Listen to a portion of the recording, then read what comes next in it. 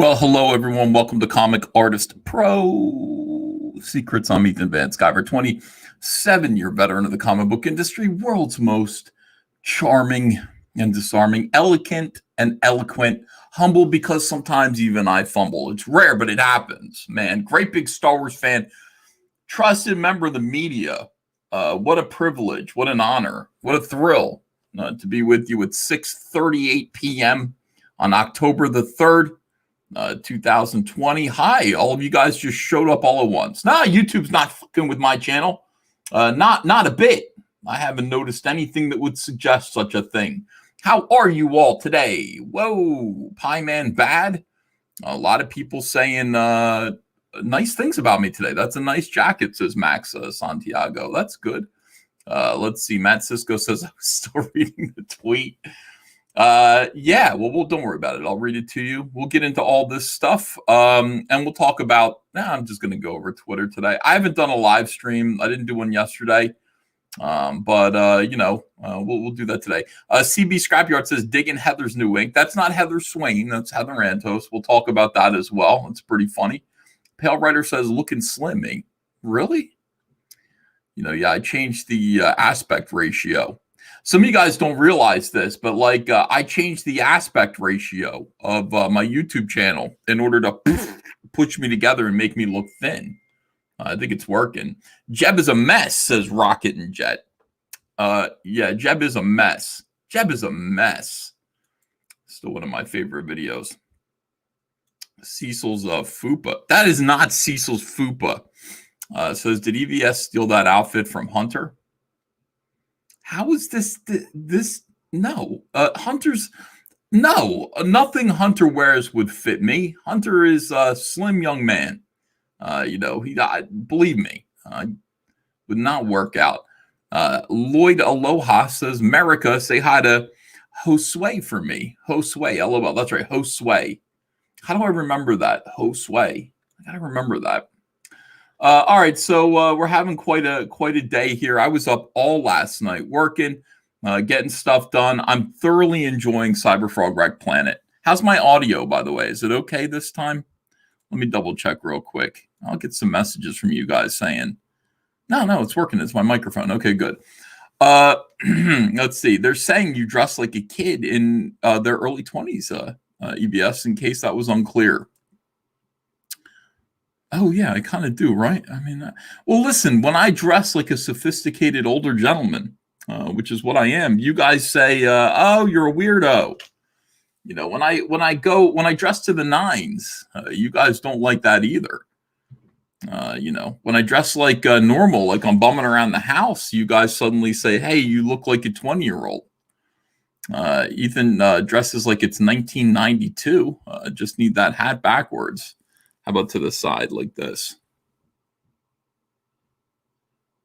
That looks good, actually. Look, I centered the flag right in the middle of my forehead. And now I look like you dress like you dumpster dived at Billy Idol's house. That's not nice at all. You guys, every day. You know what? While I'm away, while I'm not live streaming, my self-esteem heals. And then I come right back here and immediately... Nasser is a fool, had to say bye forever. What is Nasser? Nasser, okay, so here's the thing. Nasser Rabadi right now is in a struggle with Donald DeLay to get paid. And I'm having some fun with Nasser. I mean, look, here's the thing. Okay, so a while ago, Donald DeLay had a comic book called Brutus the Badass. It was a stupid comic. I told Donald that at the time. And I think Donald decided to hire Nasser Rabadi. These were in better times when everybody was getting along in Comicsgate. Yeah, I'm going to hire Nasser Rabadi to write it, even though Donald's perfectly capable of writing it himself.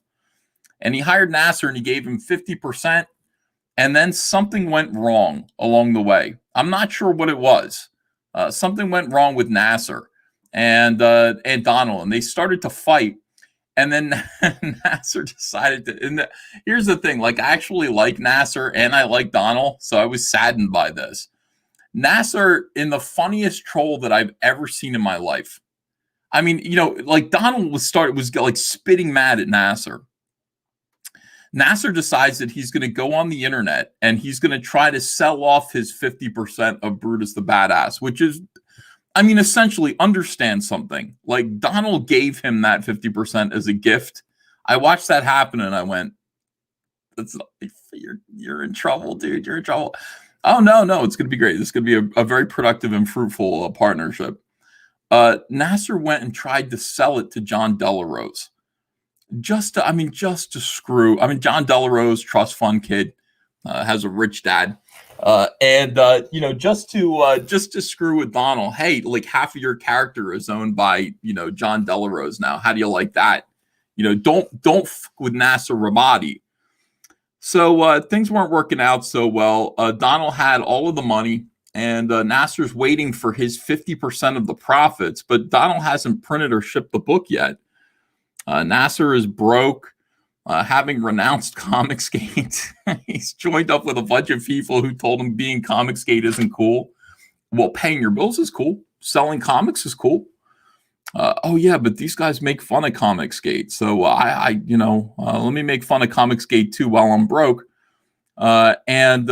He's waiting for Donald to give him, like, your whole life is hanging on this. Donald has to pay you this money that I guess he owes you because Donald is too nice for his own good. We could say that about Donald. We could say that, Donald is too nice for his own good. Donald finally prints the book. He's shipping it out. Now, I've listened to Nasser cry all over the internet about where's my money. And I said, Donald, you need to pay him, okay? Because you made a deal with him. You need to pay him the money that you owe him. And Donald said, I will. I just have to get the final orders out. So Nasser is like grateful that I asked Donald on his behalf. And then Nasser goes out and makes a video saying that he's going to rejoin Comicsgate. And it's pretty funny. Like, it's just his hands, and he's just like, sometimes dirt worms talk in your ear. It can tell you the wrong thing. And then all of a sudden it cuts to a Rickroll. So it's like, oh, it's like, no, okay, got it. You're still spitting in the face of Comicsgate. I get it. Haha. I'm going to tell Donald, together forever. What's the Rickroll song? What is it like? Rick Astley has 2 songs. Which one is it that Rickroll is? It's not Together Forever. I can't remember. In any case, the equivalent of a Rickroll. I'm going to Rickroll you too. I'm telling Donald I don't care if he pays you or not. That was enough to send Nasser over the edge. Nasser is going nuts right now. I think he's on a live stream. He invited me on to defend my stealing from him or encouraging the theft of whatever it is from Donald. And then Donald, by the way, has not weighed in on this. This is just Nasser's paranoia. All I did was say, I don't care if he pays you anymore. And that is enough for Nasser to be upset that I'm encouraging theft. And I do. I encourage Donald not to pay Nasser. Donald, I know you're going to pay him. You're too good of a guy, but I encourage you not to. Don't pay Donald.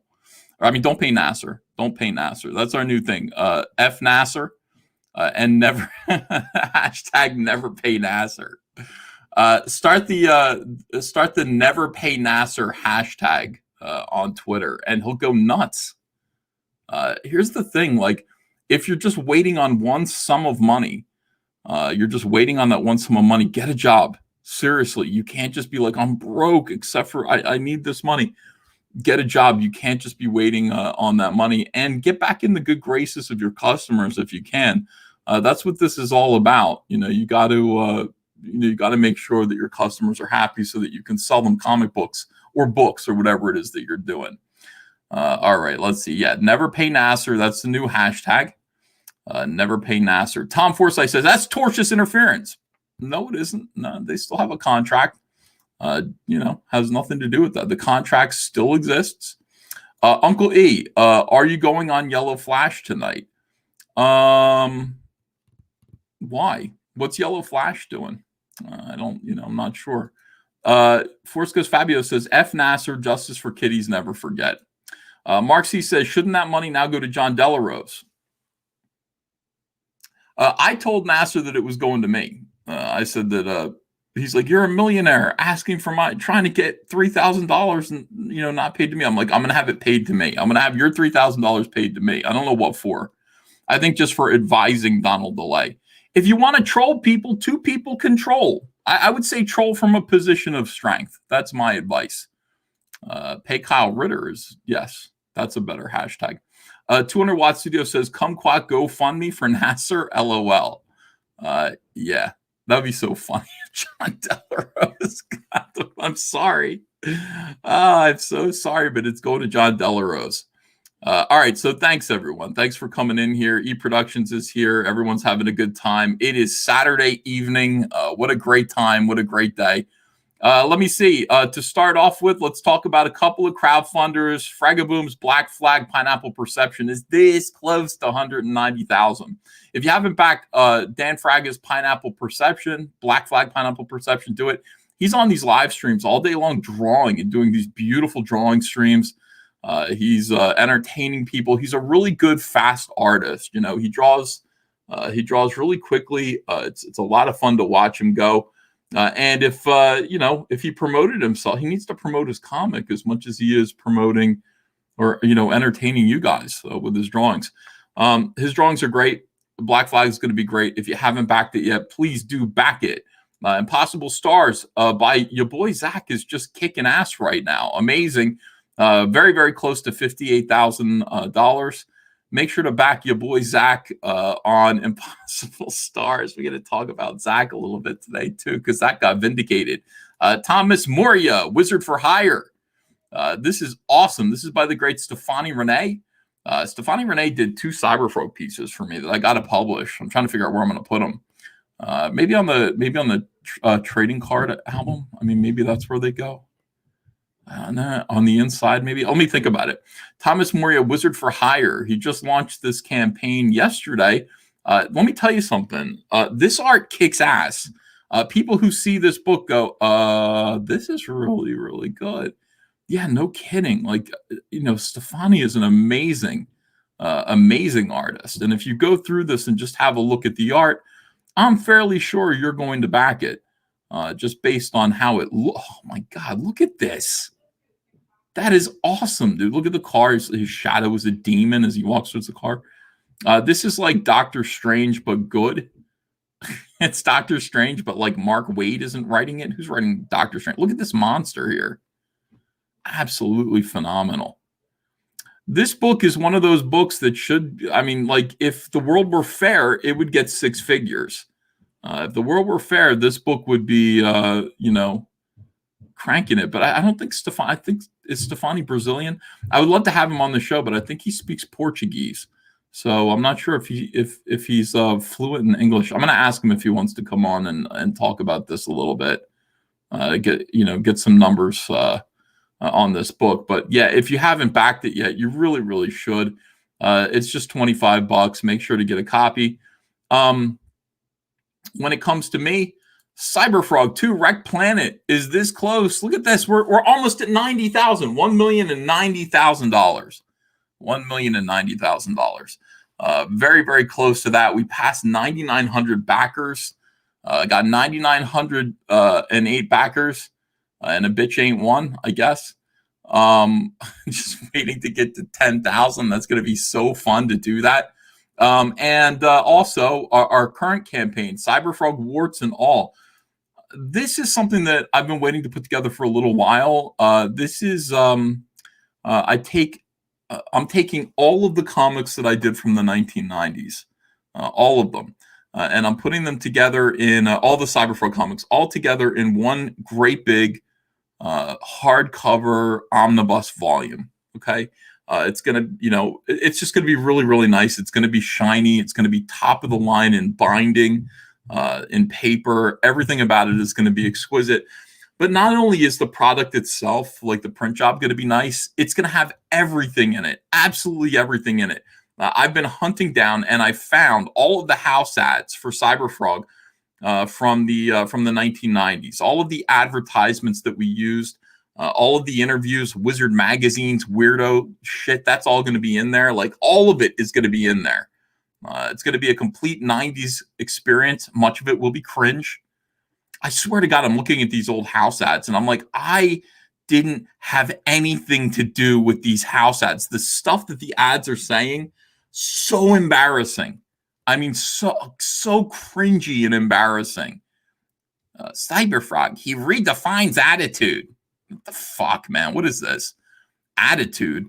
It's like it's the 90s. It's the clueless generation. Cyberfrog redefines attitude and then beats you over the head with it. I didn't write any of this nonsense. The first cover of Cyberfrog, the first issue says like spine-shattering action. I didn't suggest that you should put that in there. He doesn't shatter anyone's spine. You're thinking about Shadowhawk. Shadowhawk. You stole that from the Shadowhawk book. I think the first issue of Shadowhawk says spine-shattering action. What the hell was going on? And I just sat there. I had absolutely no power. It's just like, okay, whatever you do with my book, that's fine. Well, we're taking the power back. And we're putting it all in Cyberfrog. Warts and all, the complete 90s hardcover omnibus collection. It's going to be beautiful. Everything's going pretty good. We're selling a bunch of copies of Unforgettable Tales, especially Unforgettable Tales #3. Thank you for backing this. Really appreciate it. A lot of, I'm looking at this. I'm like, oh my God, we only sold 8 beanies.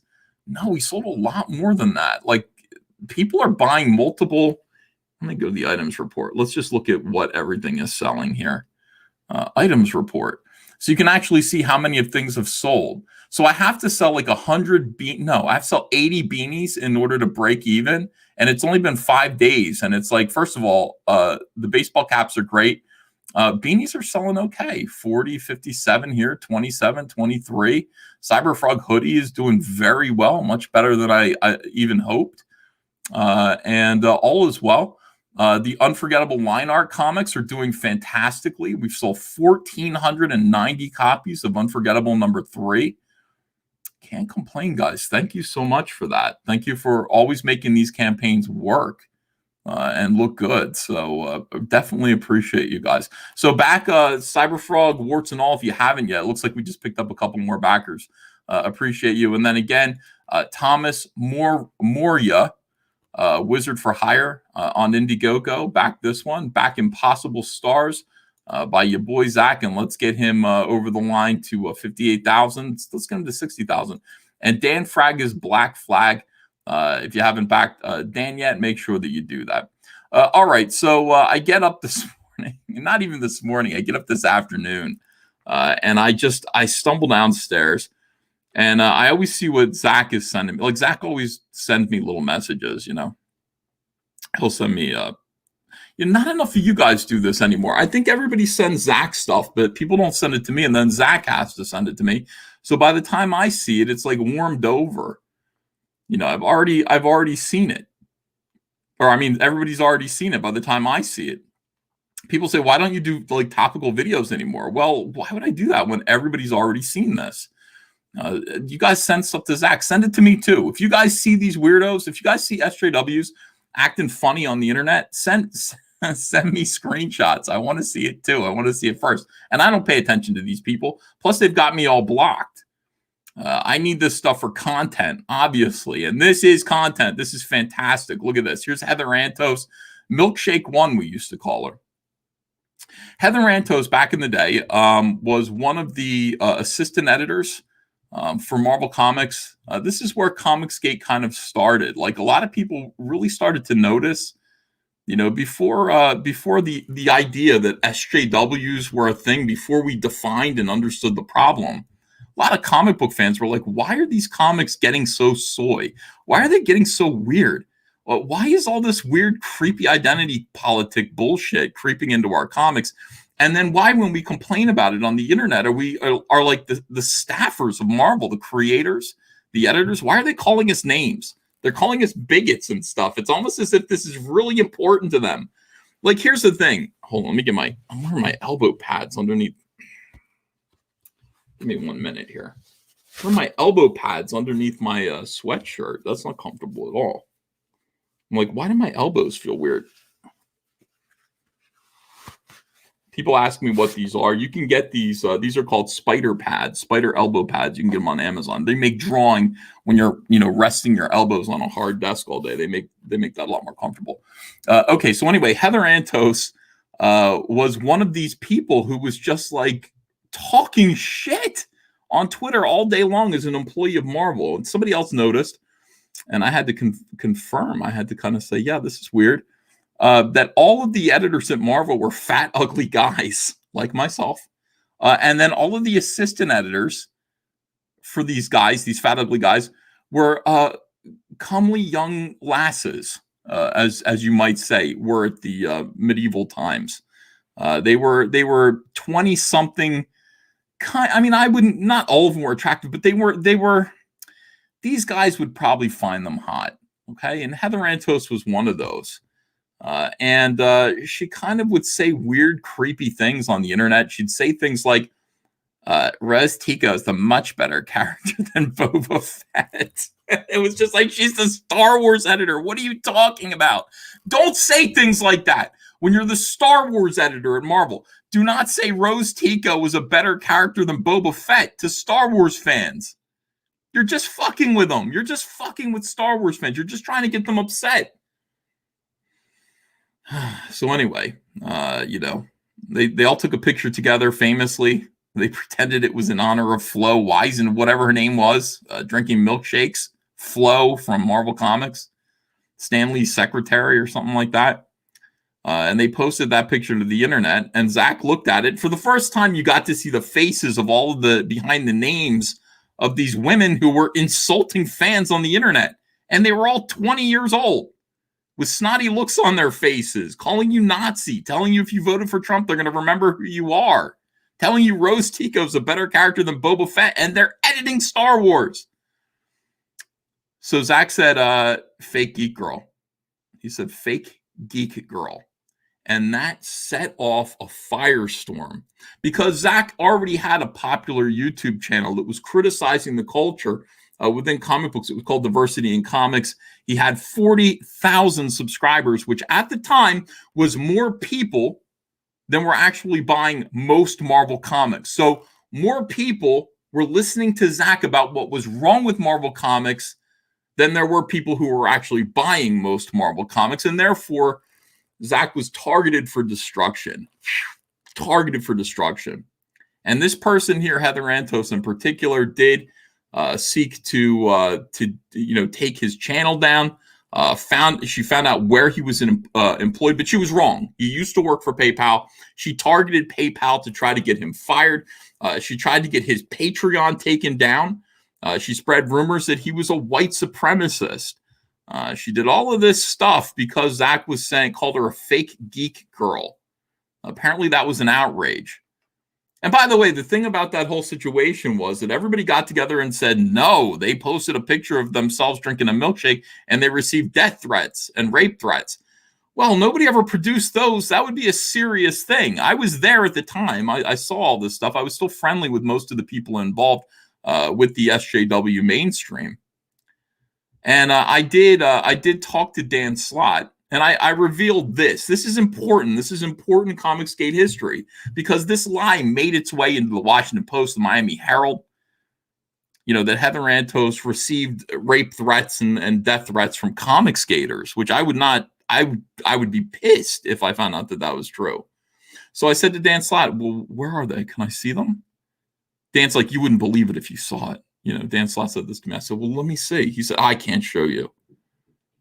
He said, "I would, respect the privacy of the women involved." I said, "I do, but I do need to see what other people have seen.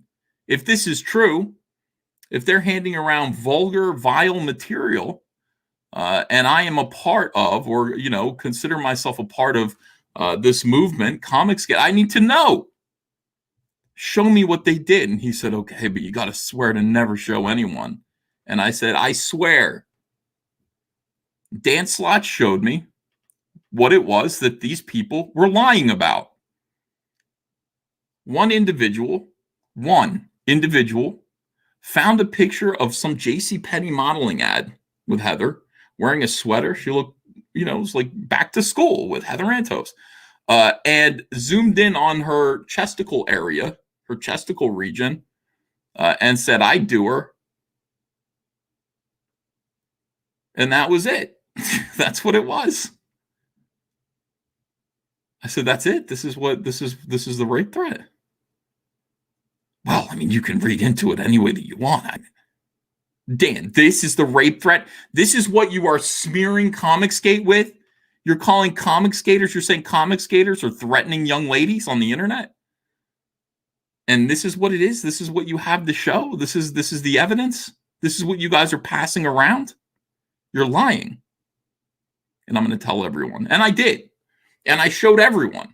And that was it. And Dan was like, "Did you just live stream our private conversation?" Hell yes, I did, because this is history. This is the truth matters. The truth matters. You can't just lie and lie and lie and let legends grow. I care about Comicsgate. If 1/3 of what they said about Comicsgate was true, I'd be ashamed. None of it is. None of it's true. Absolutely none of it's true. Where, comic skaters have been facing a rather disciplined, organized group of political activists within the comic book industry that know how to destroy reputations. First, they know how to change the business that they're in. They know how to change the mechanisms. They know how to get involved, grab power within the organization. They know how to change it. They know how to take control, and they know how to manipulate and threaten everybody within it so that everybody falls in line. And then outsider critics, they know how to create crises for them. And in fact, they do use crisis management organizations in order to accomplish a control of the narrative. And then they use the media to spread that narrative. And they kicked Comicsgate's ass upside down for 2 years. 2017 to 2018. It was a nightmare. It was hard to be able to tell where the floor was and where the ceiling was. Everything was inside out and upside down. It was very strange. Very, very strange. And the entire purpose of Comicsgate was just to get these people who clearly did not love comics. And I don't care what they say. They don't love comics. They love political power. They love changing things. They love changing the culture. They love the culture war. The whole point was just to beat them, was to get them out. And it became clear that wasn't going to happen. They were not going to change, that, they had seized control of the comic book industry. It was going to go the way they wanted it to go, which was downwards to oblivion. And therefore, we had to do something on our own. Now, I came in with your boy Zach, 2018, driven from DC Comics by the same people who were doing this, organized to take control of the levers of power. And look at DC Comics now. You don't think they took control of DC Comics? Of course they did. DC Comics is now going to be a full-throated SJW organization. Everything that they put out is going to be about identity politics. It's going to be about, this is who we are. And that's not who we are. That's what it's going to be from here on out. Removing me was a priority. Somebody sent me a message that said, "Ethan Van Sciver has been neutralized." They neutralized me. They organized in order to do this. They wanted to neutralize me, get me out of there. Why? Because I'm good. I'm a pretty good speaker. I'm a pretty good spokesperson. I'm a natural leader. I'm charismatic and fun. I'm jolly and chubby. I have a way about me. They had to get rid of me. They had to destroy me. Tim Doyle called me dangerous. These guys that's all they care about is politics all day long. All I care about is comics. I oppose their politics, most certainly, with all my heart. But what I care about is comic books, and I care about people making money.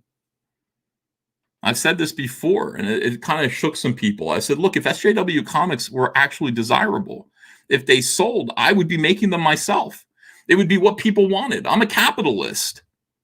But it isn't what people want. People do not want to be lectured by these nitwits in their comic books. They don't want to pay to be lectured by idiots, by crazy people, by mentally ill nitwits. They don't want it. They don't want to be lectured. They don't want to pay for it. It doesn't sell.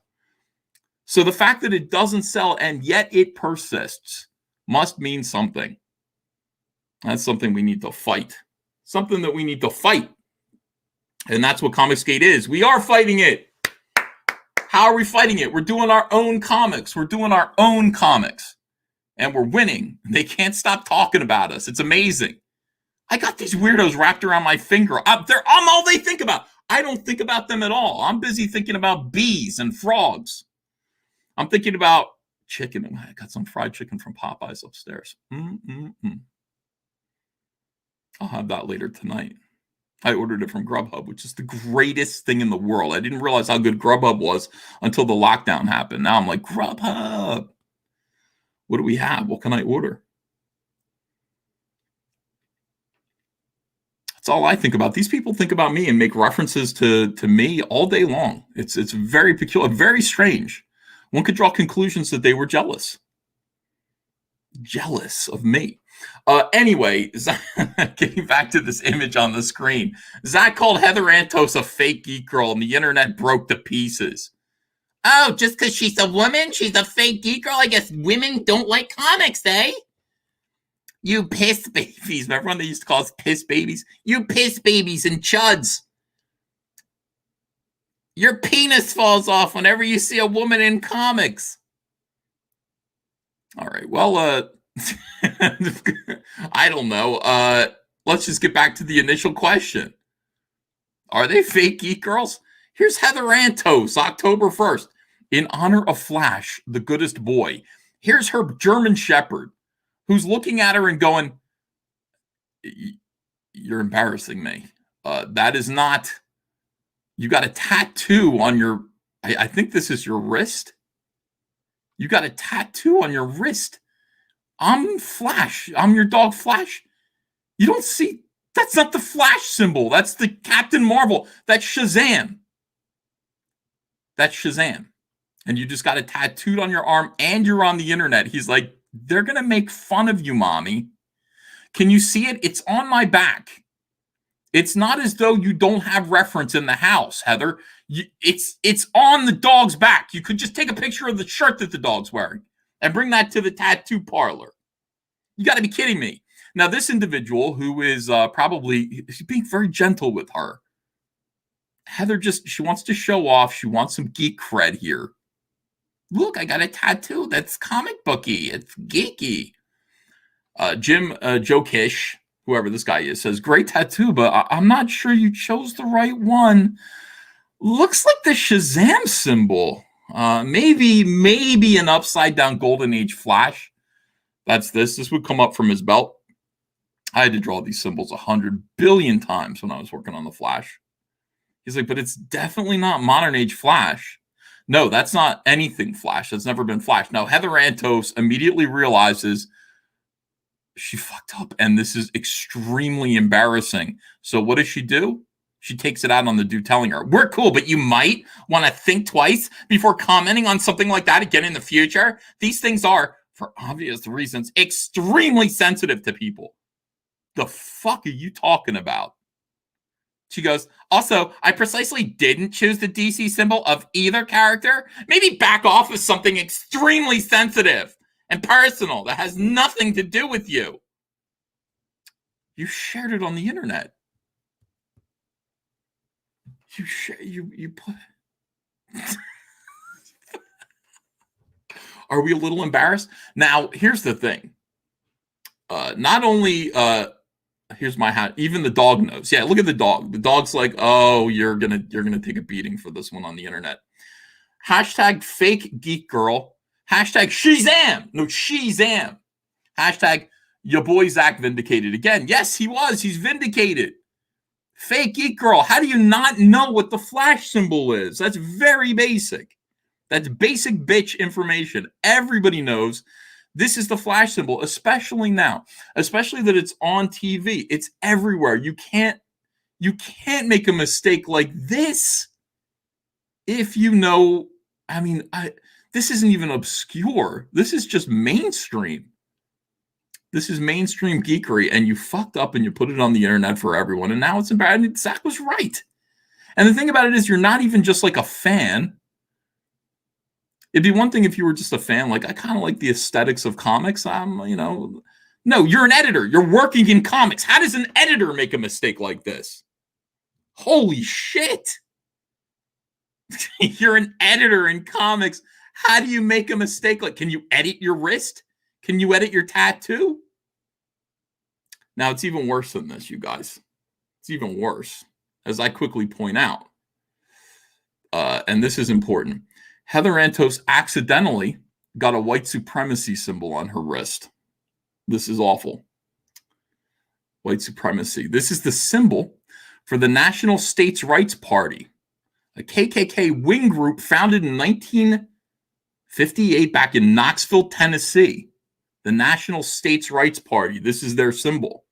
What are they based on? They're based on anti-Semitism, racism, and opposition to racial integration with African Americans. That's what this symbol represents. This is white supremacy, and she's got it on her wrist now, and I can't help but worry about that.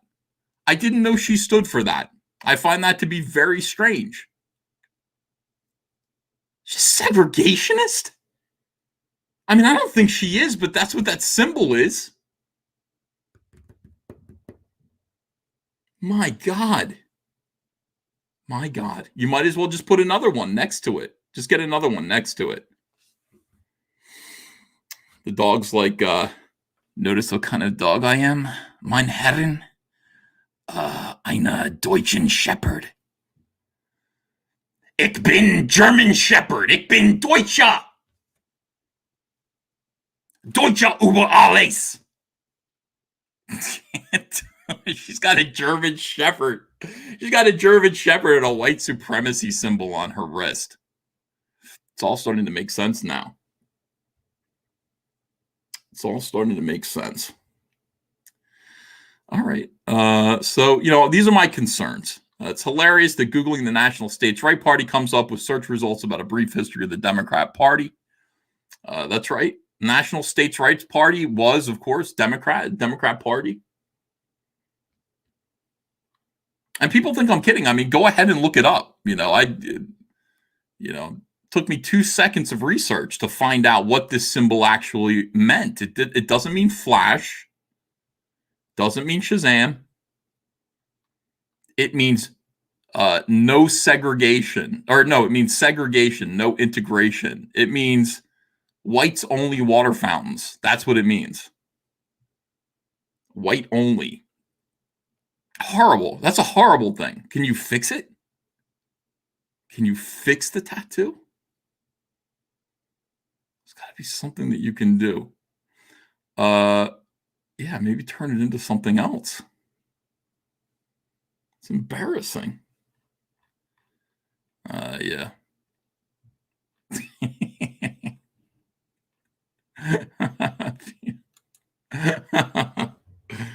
Oh, I have a good time. You can't say that I don't. I do have fun. The Antos Fiora. Very problematic. It's not a good look. None of this is a good look at all. Absolutely terrible.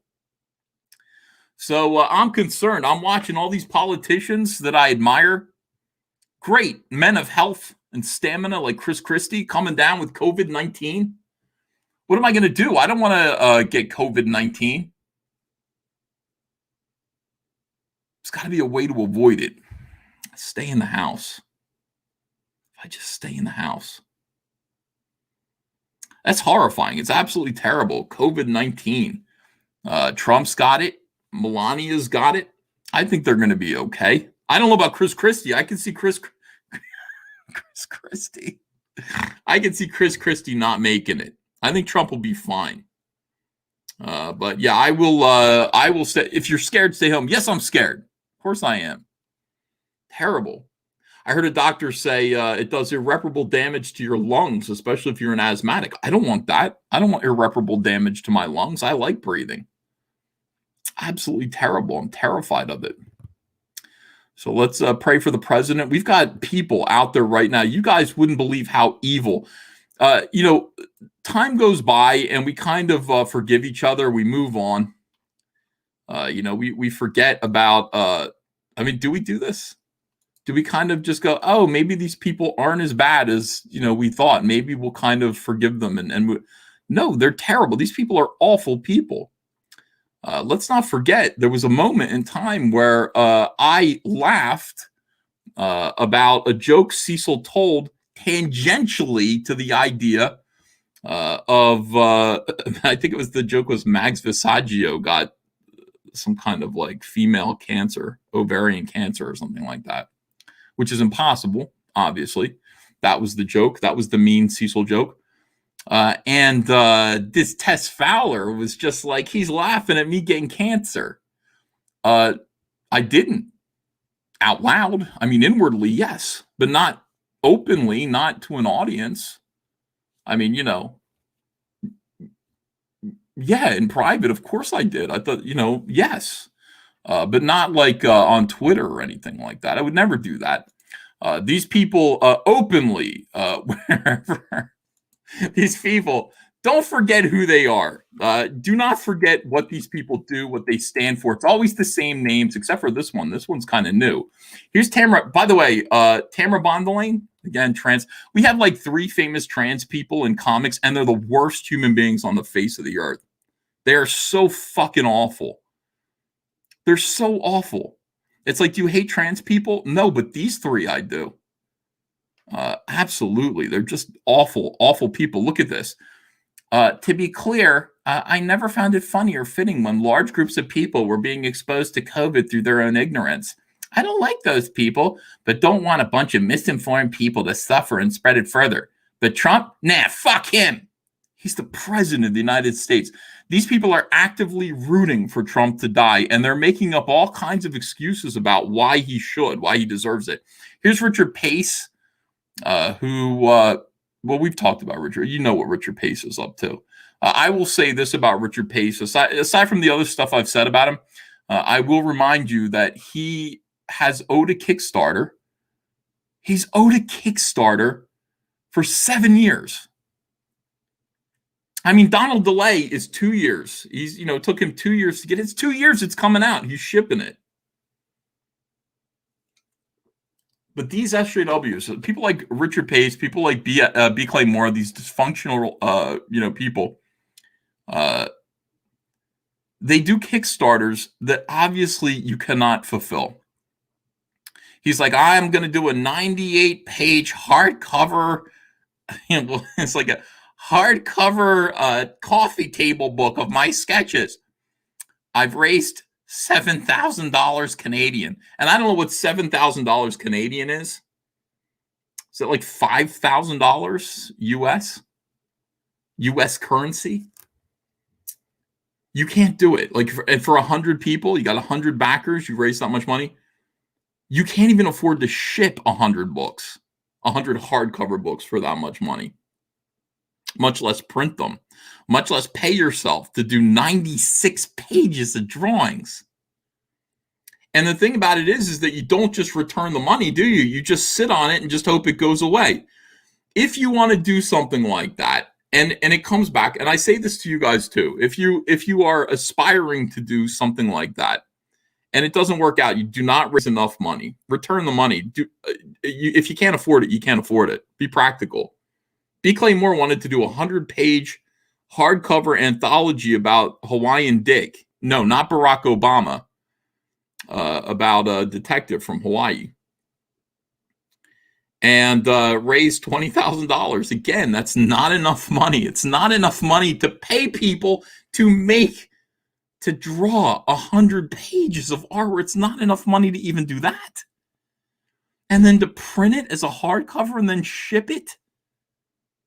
Do you know how much the warts and all books are going to cost? It's like I know now. Before, when we were talking about this, before when it was like B. Clay Moore, where's your 20 grand? B. Clay, where's your 20K or whatever it was that Captain Cummings used to say. I used to have ignorance. I used to kind of be like, hey, yeah, $20,000 is a lot of money. It's not enough money to do this. It isn't. So return the money. So Richard Pace, but sitting on this money, has not done anything for his backers. He says, as hard as I try, it'll be impossible to have even an iota less compassion for Trump and his purchased wife than he has had for the over 200,000 people he helped kill by calling COVID-19 a hoax. By the way, it's all over the place that is a lie, that he did not call it a hoax. It's all over Twitter. Why would you still post this when Twitter's like number one trending item was that the hoax thing that Trump called COVID-19 a hoax was a lie, that wasn't true? And I wouldn't talk about purchasing women. If I were you, I wouldn't be talking about purchasing women. Brian Hitch says, so is Trump going to wash his lungs out with disinfectant and shine a bright light up his ass? Personally, I think we should take off, nuke the guy for orbit. Only way to be sure. Okay, good luck on your Kickstarter. Here's Tess Fowler, who is now saying pathology report says cancer-free. God damn it. So do they really have it, or is this a stunt? These people are so mentally ill that they think everything is a lie. This is what they do. Like they do stunts. They would do this. They would create a narrative. They would create a lie. So they think other people do the same thing. Tess says, because I don't want to get my hopes up that it takes them out and then just get disappointed. I know what you mean, bitch. I know what you mean. Just a little too convenient with the timing, Tess says. Just a little too convenient. So these people are actively comic book professionals praying for the death of the president of the United States. And not only that, if you look, they're praying for the death of Chris Christie, who has no power in government. He's not a governor anymore. He's not doing anything. They're praying for all Republicans to die of COVID. If we did this, we never hear the end of it. As you know, we never hear the end of it. But it's permissible. This kind of evil is permissible to the left. It's very, very strange. All we can do is go, they get to be kids. We don't. No, I demand that we get to be kids too. I want to be immature. I want to wish death on my enemies. Why wouldn't I wish death on my enemies?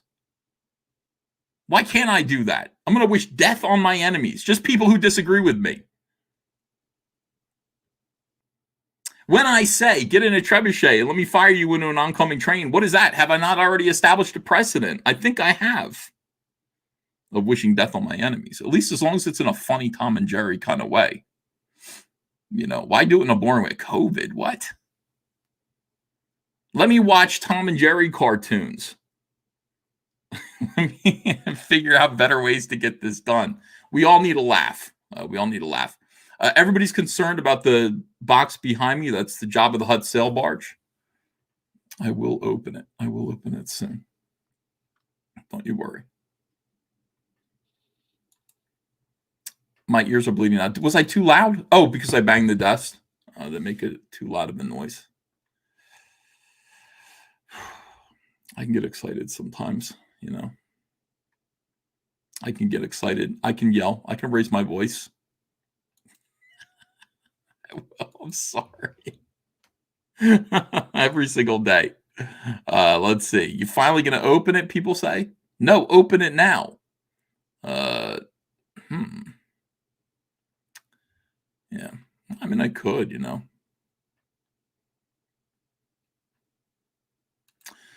Quoting Trump, they lost. It's all turning. Think of it. And this is their new hoax. Yeah. Stephen Rockwood says they still think they're the good guys. Ridiculous. This is just power, guys. That's all it is. They just want power. It's amazing how desperate they are for this.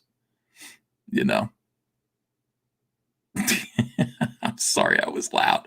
Ethan was loud like a homosexual's home decor.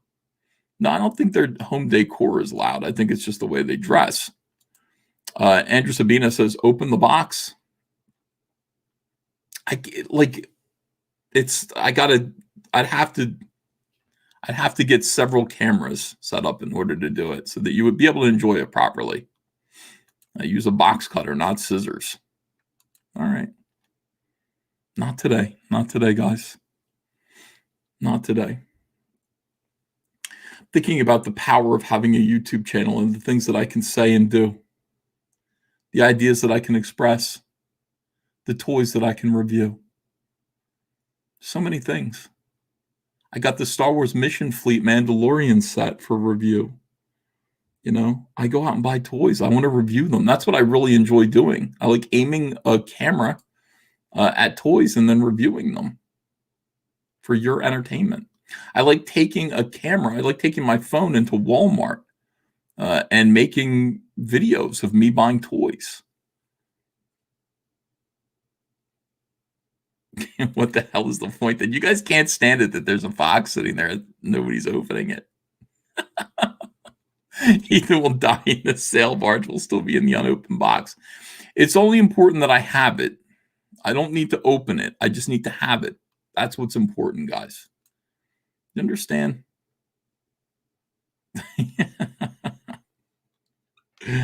Yeah, speaking of toys, man, everyone's excited about these, and I'm really, really glad that they are. I got people, gave people a glimpse just to show you what's up. Early this morning, I gave people a glimpse of the Cyberfrog toys, and everyone's really excited about them. Everybody's happy. I was kind of nervous. I'm still nervous about the toys. I'm always going to be nervous about everything that I do. Launching anything new worries me. What if it bombs out? What if it doesn't work out? But I mean, even the hats are going to end up making me a profit. The hats, maybe the sweatshirt will too. The hoodie. So I'm just going to kind of, jump in and do it. Cyberfrog 2 Wreck Planet, guys, thanks for backing it.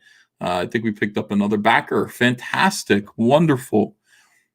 These are going to be out pretty soon. I'm expecting to see a sample of Cyberfrog and Salamandroid, the from the factory mold. I'm told that I'm going to see that this month. And that's going to be very exciting. And then we're going to design the packaging and get these things done. The Cyberfrog and Salamandroid PVC toys are the first step. They're the first step into a larger world of toy making, which is what I want to do. I like doing comics, but I also really enjoy making toys. Somebody suggested on Twitter, they said, why wouldn't you do Under Pantaclaws? I didn't even think of that. I didn't even think of Under Pantaclaws. Why wouldn't I do that? I might do an Under Pantaclaws action figure for next year. It's public domain.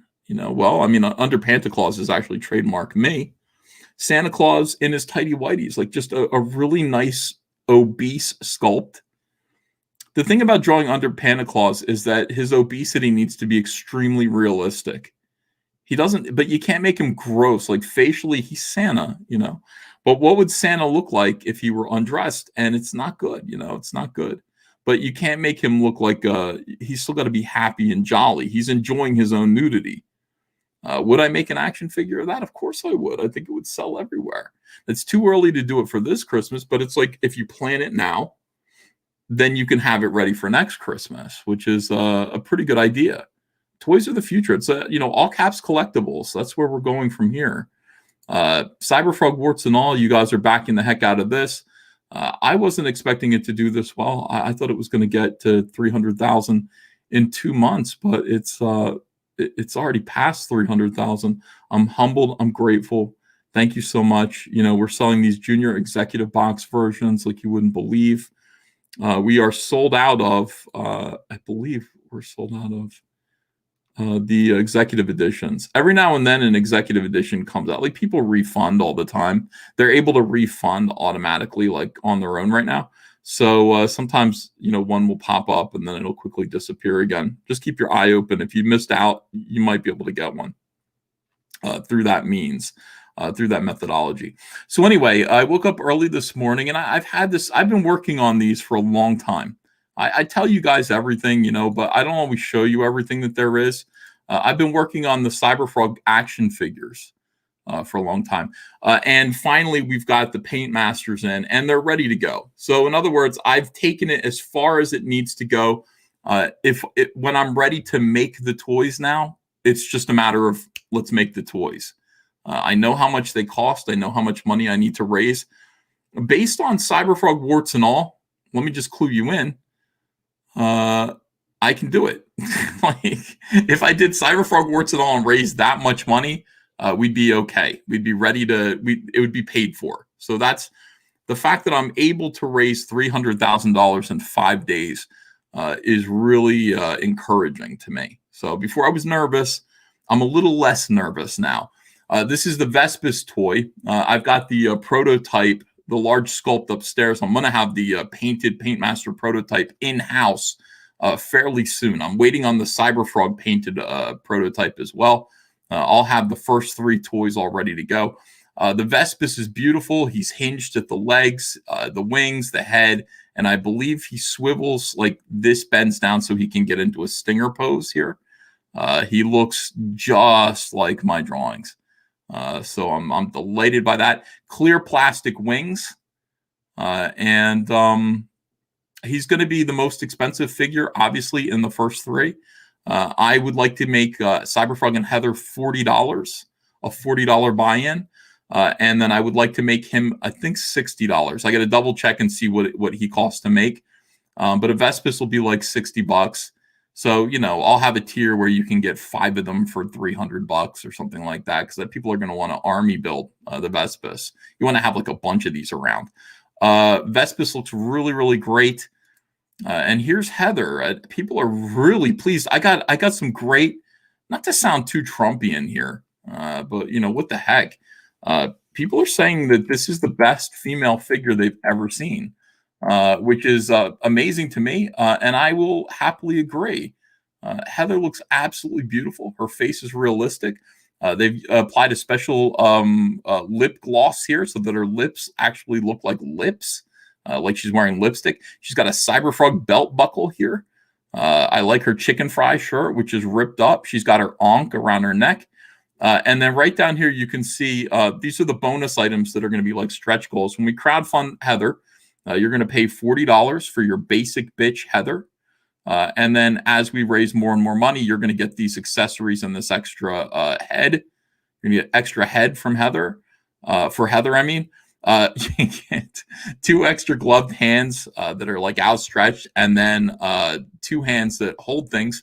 You got a spiked baseball bat. You get an axe, and you get a machete for Heather. And I think this knife is removable. I could be. I'm going to make it removable if it's not. The hinges that you see now, the articulation that you see double jointed at the knees. This is my favorite feature. I love the exposed kneecap, double joint trickery here. That is really, really hot. Jointed here at the ankle. She's got a pivot here. She's got ball joints in the for each hip. I think she spins at the waist, bends at the arm, bends at the wrist, and I believe there's a bicep hidden here, bicep swivel, and then of course the shoulders and the head. But the thing about the head is because of her hair, it's not going to do too well there. So the bonus head here, and I'll show you what that looks like. Let me kind of go down here, back away. Oh, I know what I got to do. I got to go here and then skip this way. All right, so this is the other. This is Heather Swain with her other head. Open image in a new tab right here. All right, so this is just better. I mean, because her hair is up in a ponytail, when you're using this pissed off, scratched up, like her, she's got, look at it, awful, terrible, poor girl. You'll be able to move her head around a little bit more, with her ponytail like that. But she looks badass. This is the, I'm calling this the I Spit on Your Hive variant, because that is the name of the cover that she's on for Wreck Planet. This is cool. This is like Cyberfrog 3 Heather. This is not Cyberfrog 2 Heather. Cyberfrog Wreck Planet Heather is not yet this badass. She doesn't really have a reason to be yet. She's been comfortably surviving. She's been living in fear. When Cyberfrog comes back, and after the circumstances of Cyberfrog 2 Wreck Planet, this is who she becomes. She's like, fuck it. Let's get him. Let's get him. Let's fight. Anyway, so these are this is Heather and the Vespis. I don't have Cyberfrog a photograph of him yet, but I can show you the computer imagery if you wanted to see it. I don't know if you even do. You probably don't even care. You probably don't even care about it. Let me see. Cyberfrog mock-up. No, that's not it. Why can't I see what I want to see when I want to see it? Go here. Yeah. I'll show you what the Cyberfrog toy is going to look like. You might have seen it already. I don't even remember if I showed you.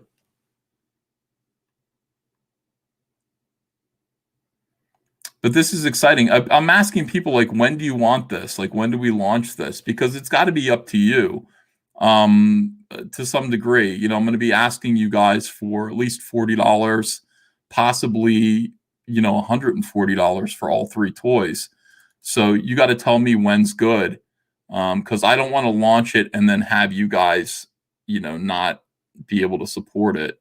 All right, Cyberfrog action figure. Out. All right, then I can view the tweet, and then I can blow it up and open it in a new image, a new tab. All right, yeah, we're doing good. You guys have to just believe in me a little bit.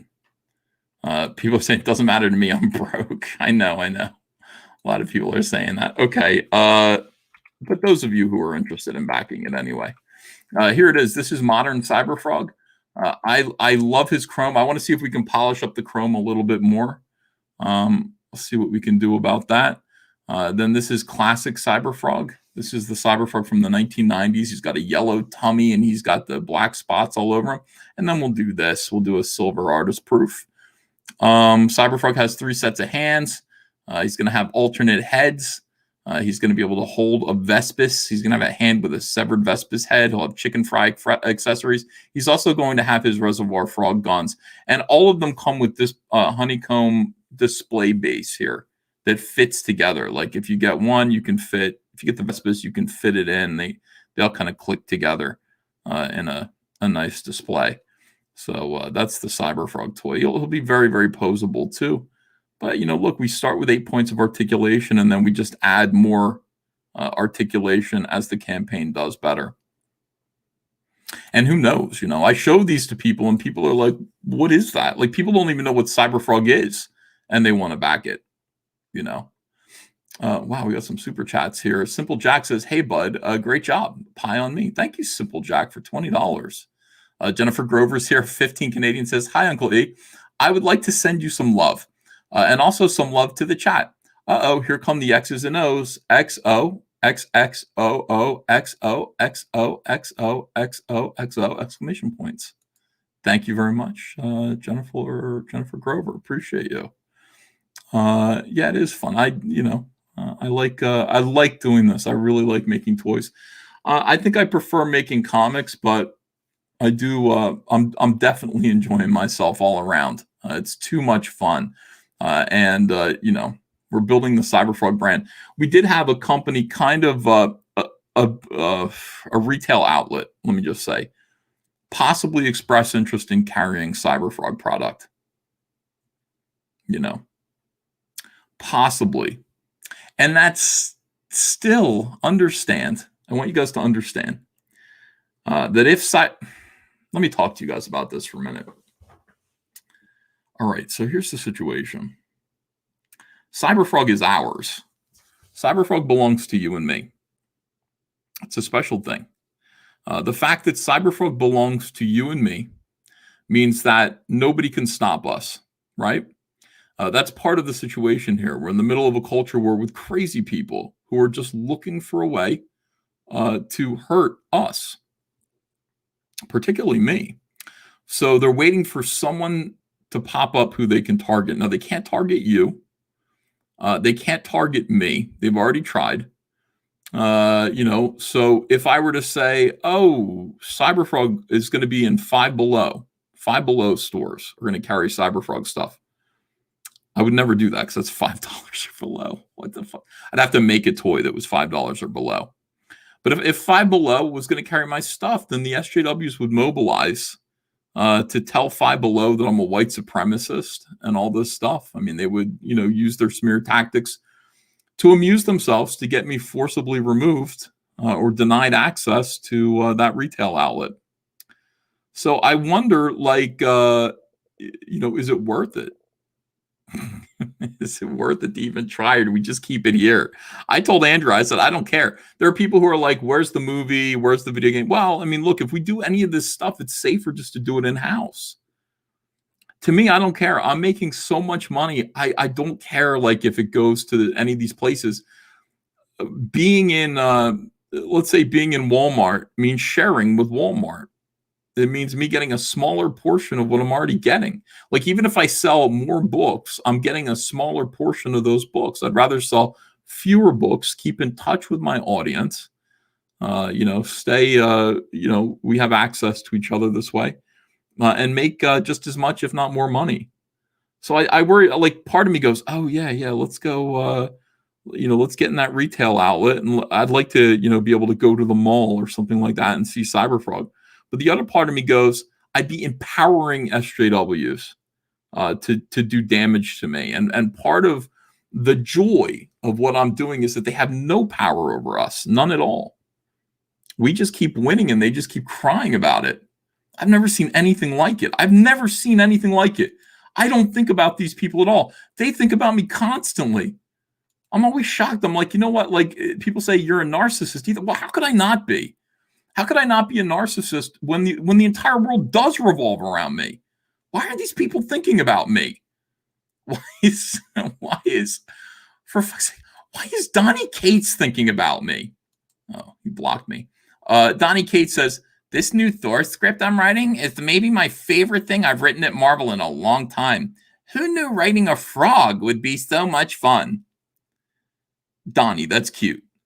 Donnie, you want to call me up drunkenly again at 1 a.m? Why do you want my dick so bad? I don't even think about any of these people, and they think about me nonstop. Donnie Cates was funny, 6 months ago. When was it when Donnie Cates called into the show and we embarrassed him? That was funny. It was okay, but we moved on. We moved on from there. Like, I haven't thought about Donnie Cates. I don't know what he's up to. He's still thinking about Cyberfrog. He's still thinking about me. I'm finding something out, too. The people who try to hurt me the worst are the first ones that come to investigate me and want to make peace. Yeah, it's like, who are you? Who are these people? And the thing about it is that here's what this dude wants my attention so bad, even after Marvel gave him a talking to for it. What the fuck? Like, Donnie Cates got on my show. We embarrassed him thoroughly. Remember? And by the way, when we did it, it was like, I was like, please don't make me embarrass you. And I must have warned him. I was like, Donnie, we can talk later, like, when I'm not on the air. I'm doing a live stream right now. I must have told him that like 4 times, like, trying to, like, not embarrass him. And he insisted on being embarrassed. And Marvel Comics, from what I understand, had to talk with him about it and said, don't ever do that again. You're going to be formally disciplined if you call into Comic Artist Pro Secrets again and make a fool of yourself. And yet he can't. It's like, and yet he can't. He can't stay away. I must be the most amazing, interesting person in the world. I don't think of myself that way, but I should. I don't understand why. Oh my God, why? I'm gonna start thinking of myself. I'm gonna be like, you are the most interesting, amazing person in the world. Of course, people are talking about you and thinking about you all the time. Why wouldn't they? If you weren't you, you'd be doing it too. I'd be like, oh, I understand. Let me read some super chats. Spike and Madness says the new Saw movie is called Spiral. Watch your back. Nice. Spiral. Jeremy S says, sorry, EVS, I missed the $100 tier. I'll add Unforgettable 3 to it. Oh, thanks, Jeremy S. I appreciate all of you guys that are backing. Let me just say, I really, really appreciate you guys for backing Cyberfrog Warts and all like this. It's amazing. Thank you, guys. I promise you the book is not going to let you down. I am getting everything together. It's going to be a lot of fun. It's going to be funny. It's going to be cringy. Like, I'm writing all these little essays for it. It's going to be good. Metal Movies and Brewski says, back warts and all, and Butch Cleaver, a gorer Western. Do you mean a horror Western or gorer? Is gorer like gory horror? Save the Fantastic Four 2 says you need a bug bundle for the Wasp figures. Yeah, maybe that's what I'll do. Like, I'll do like, hey, you can get 5, you can get 2 of these, you can get 4 of these, you can get 8 of them. Apex Comics says EVS can model for under Santa Claus. I'm getting there. Oh my God. Oh, I'm getting there. I'll tell you. I don't know. I gotta run. I gotta just run. And stop guzzling Rockstar Pure Zero. It's zero. It's 0 calories and 0 sugar. It doesn't matter that it tastes like pure sugar. There's 0 sugar in here. It's just caffeine and taurine. B. Hitch needs to leave the witticisms to the pros, says Rob Nix. Andrew Sabina says, open the box. Yeah, Papa Kinesu says, you'd figure Fowler would be more sympathetic to critical illnesses. Effing disgusting. They aren't normal people, guys.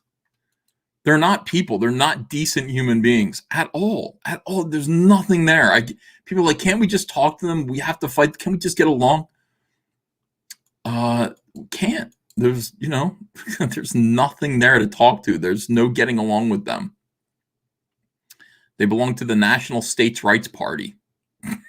They're opposed.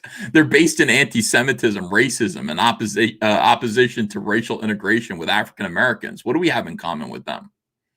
We have nothing in common with them. We don't want to talk to them. They have lightning bolt tattoos on their wrists. I personally support racial integration. I support it. Where is it? Where's racial integration? Unlike Joe Biden, who doesn't want his kids to go to schools that are racial jungles, I support it. I support it. And I know you guys do too. I know you're with me for this. Can't believe it. 1958. Lonnie Webb, thanks for $10. EVS, following an SJW attack on my mailing list. I need Comicsgate backers. I'm going all in with Comicsgate. Indiegogo Destiny Mountain Demon. Seriously need a push. So he's got an Indiegogo called Destiny Mountain Demon. Take a look at it. Fragaboom says, respect, smang, ass, titty. Comicsgate for life, Fragaboom. Pilgrim Media says, the Heather Antos slam is delicious, EVS. Oh, thanks. Rescott says, they struck you down and you became more powerful than they could possibly imagine. I know. Where else have you seen that? In history or literature? It's amazing. But I mean, I couldn't do anything without you guys. You know that. I'm completely a product of your faith and goodwill. That's all it is. You guys have been with me since 2017, November thereof, and we've been building this channel. We've been building Comicsgate and having a good time. I couldn't do anything without you guys. Amazing. Rereading Green Lantern, says 200 Watt Studio. Can you talk a bit about how and why you created Atrocitus? So Atrocitus was, sure, 200 Watt Studio. Atrocitus was a name I came up with for an Aquaman villain. And had this idea about kind of can't remember what he was, but he was going to be a horrible, like, lantern fish style thing, human called Atrocitus. And never got to do Aquaman, but I really liked the name Atrocitus. And then when we created the Red Lanterns, I told Jeff Johns, I said, I've got this idea, like the Red Lanterns will be Rage. I want to do the 28 Days Later style zombies with lantern rings. So if you put on the Red Lantern ring, you become like filled with like mindless rage and like, like red blood or energy comes out all of your orifices, including your anus and your penis. And Atrocitus, I just want to, Atrocitus should be the guy's name. And so Atrocitus became the leader of the Red Lantern Corps. I drew him. I got to draw him twice. And that's it. And then Shane Davis, who was Comicsgate, took over. Shane Davis refined Atrocitus from my drawings and made him into the way he looks now. So, it's funny. Shane, we're the creators of Atrocitus, and I would include Shane in that because, again, like I drew Atrocitus, and Shane then kind of tightened it up, polished it up, and made it into, the way that he looks now. Shane drew Rage of the Red Lanterns. So, but Shane doesn't get any money for it. None. And I'm not sharing with him either. Daniel Parker says, for $5, he says, you live rent-free in their heads. Thank you. I do. It's true. They could start charging me rent. Are you okay, babe? Oh, okay. Jeremy S says, if I was to buy Unforgettable #3 and a head sketch, why wouldn't that get me the perks? Don't have money now to get the expensive tier. Get good book with cool frog slipcover. I'd want to buy that book. If I was to buy Unforgettable 3 and a head sketch, why wouldn't that get me the perks? I don't quite understand, Jeremy S. If you buy Unforgettable 3 and a head sketch, you're going to get Unforgettable 3 and a head sketch, and whatever perks eventually get attached to Unforgettable Tales #3, which also so far, which right now so far is nothing. But I will add something or other to Unforgettable 3. Harmonicaster says Antos's tat looks suspiciously like Nazi SS bolts. That is correct, very suspiciously. Simon Simpotier says, hail EVS and everyone, please check out Tales from the Natverse #1. You can grab a copy of Blood Hunt too. Pilgrim Media says, EVS, were you mad when your stream was taken down? No, I wasn't mad about it. It was weird though. Like YouTube goes, we took down your stream because you didn't follow community guidelines. And I went, it's Cecil. And then I was like, well, is there a strike? Because strikes are bad. If you get a strike for community guidelines, then you can't stream for like 3 months. You can make videos. You can appear on other people's channels, but you can't stream yourself. And so that was a concern to me. But no, I was not assigned a strike. They just said, we took your video down. So I'm like, all right. The next day, it shows up again. And people are like, hooray, the video's back. Ethan put it back. I didn't do anything. YouTube is messing with my channel. And it's fine. I don't care because it's YouTube's platform. I'm lucky to be here. YouTube will occasionally let my channel grow, and then they'll knock it down, and then they'll let it grow, and then they'll knock it. I think the whole thing's bullshit now. I used to think it meant something. I don't think it does anymore. I'm watching it happen to Zach, too.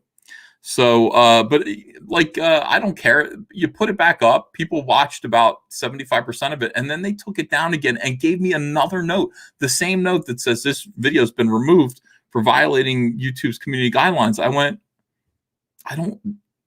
you told me that already. I'd already made peace with it. Then you put it back, and then you tell me again. Stop lecturing me, YouTube. Make a decision and stand by it. No, I was not mad. I don't think there was anything that great, was there? In that video, I think it was me making fun of Chuck Wendig, wasn't it? Or no, that video was still up. Okay, yeah, I don't even remember what it was. Were you mad? I mean, the only question is, were you mad? Professor Murph says, "Hail Comicsgate, can I get a shout out for my series for War Party that just launched today on Indiegogo? Thanks EVS for all you do. War Party, everyone on Indiegogo." 200 Watt Studio says, kumquat GoFundMe for Nasser, LOL. Mark C says, shouldn't that money now go to John Delarose? Force Goes Fabio says, F Nasser, justice for kiddies, never forget.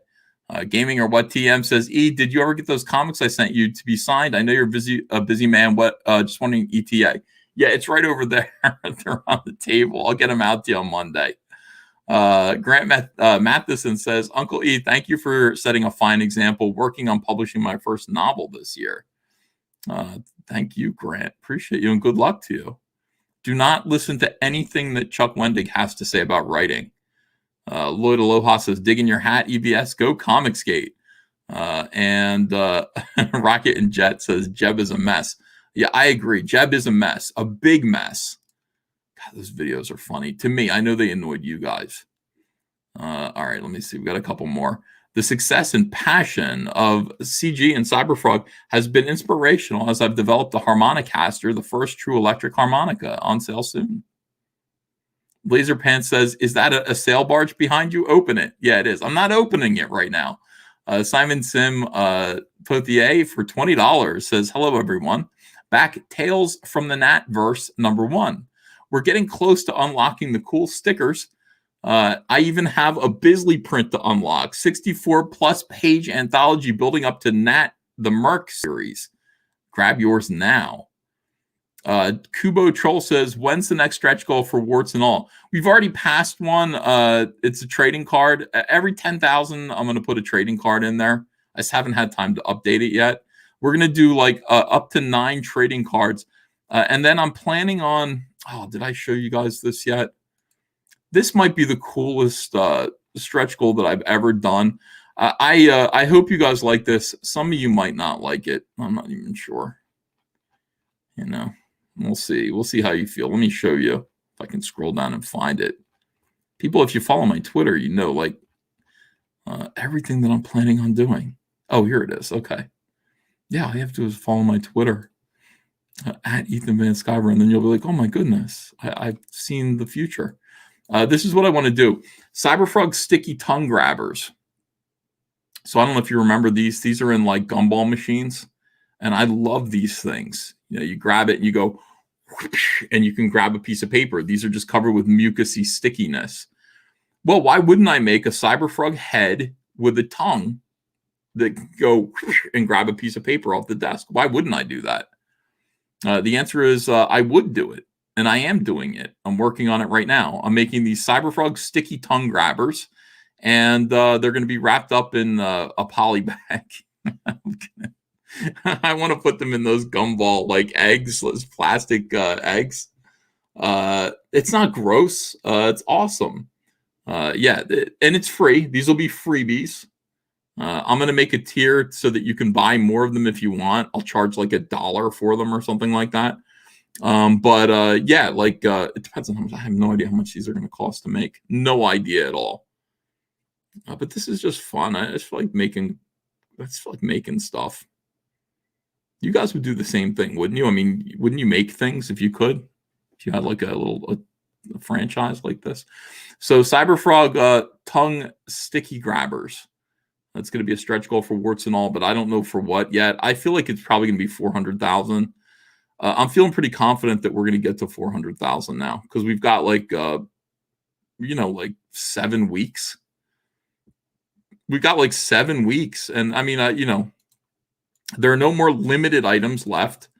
Everything that's left, I think, is, you can buy as many as you want.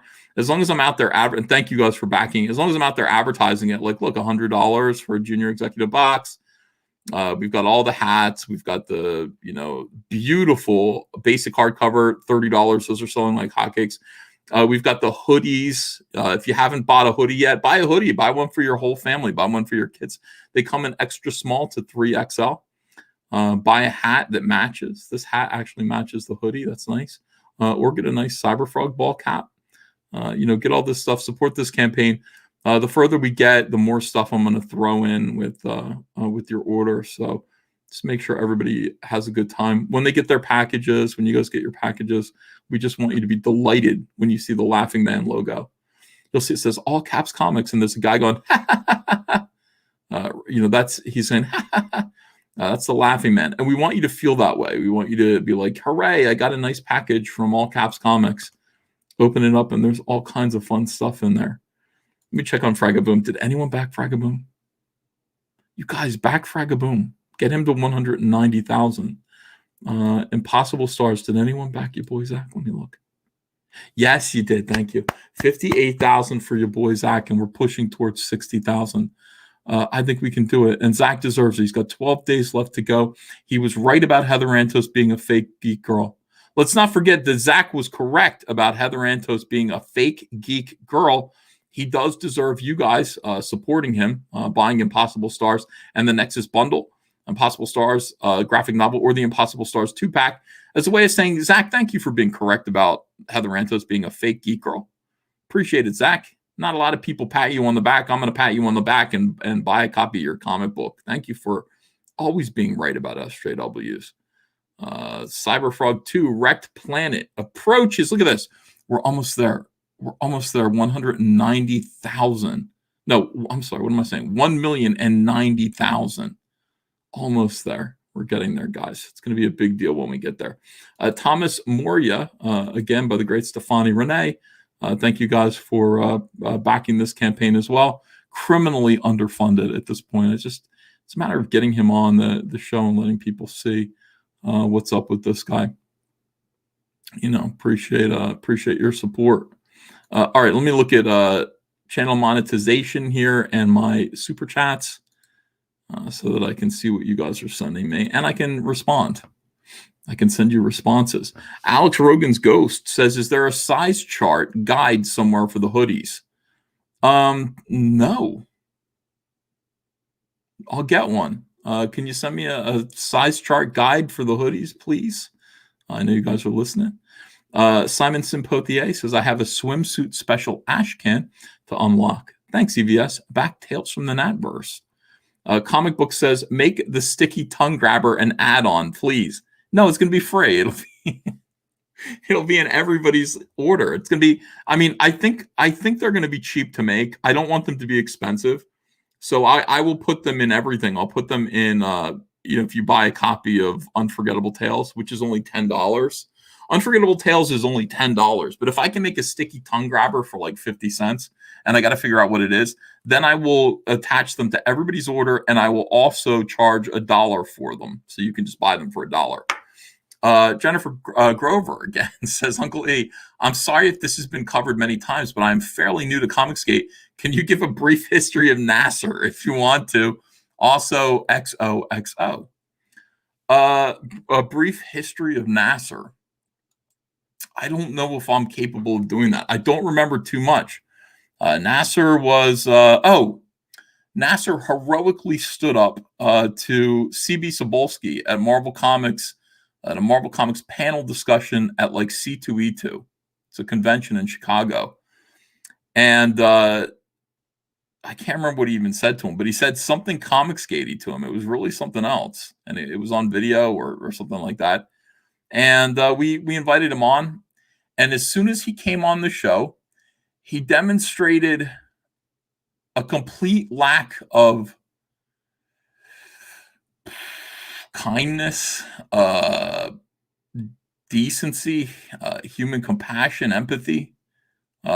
He immediately told Cecil, I don't think you're funny. Like that.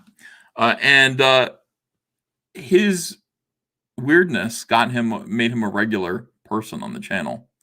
He was on the channel for a long time, just generally being off-putting and strange. And I don't even know. It was funny for a little while, and then he started getting into fights with people. Got into fights with John Malin, Donald DeLay.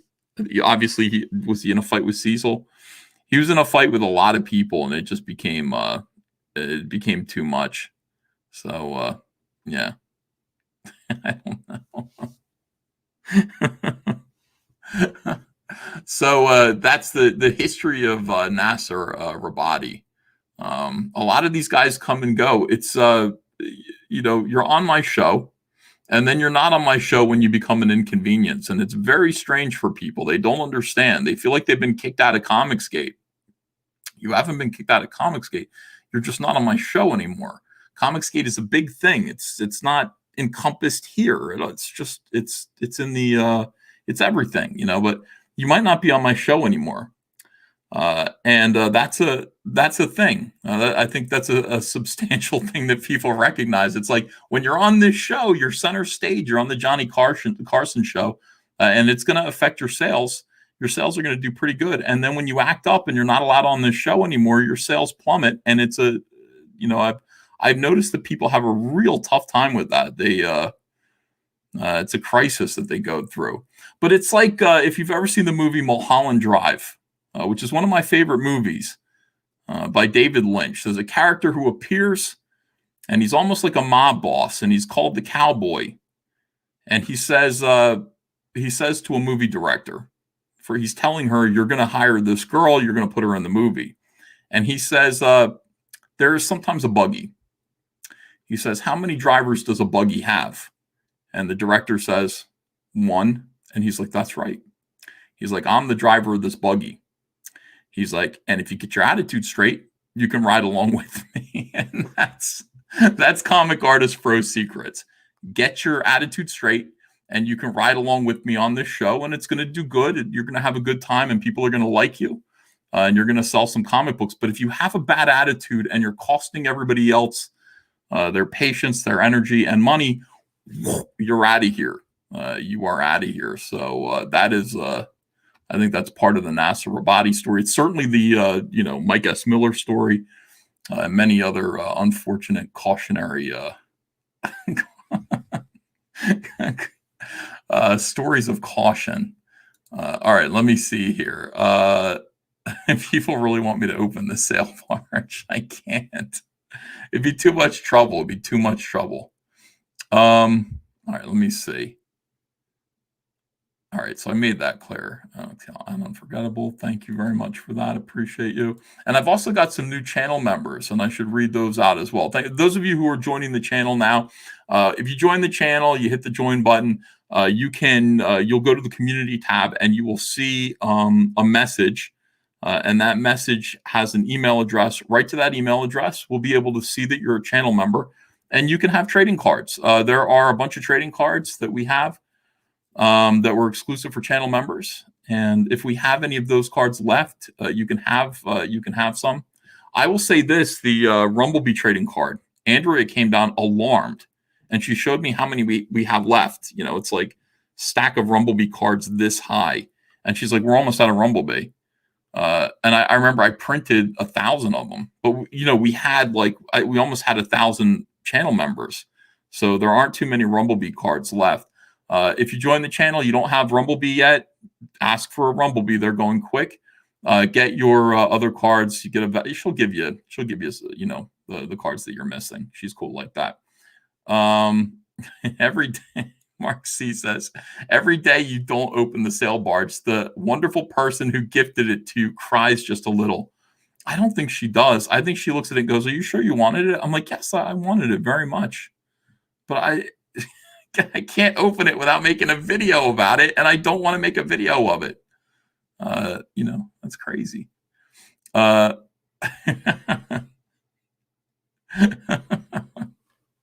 right, let me look at the chat here and see what you're saying here.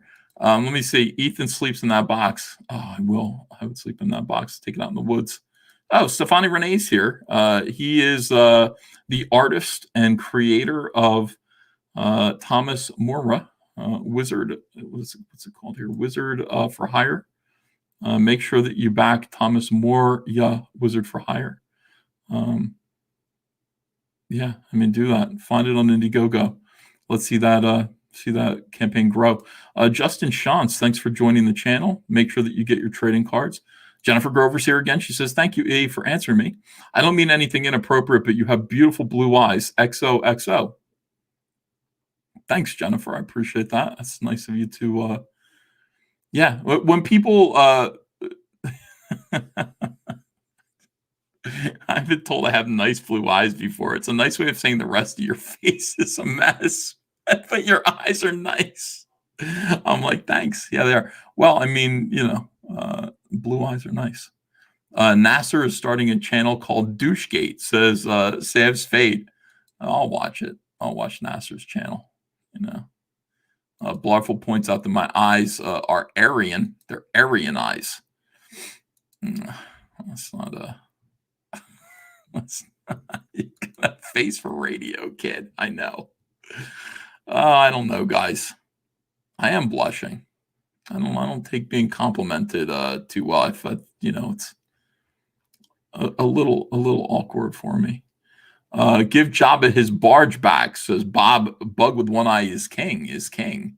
No, it's mine. I will open it when I'm ready to open it. Why do I have to open it for you guys? Why do you have to participate in it? Should I open it? Do you want me to open it? Is that what this is? Are we going to throw a big baby tantrum?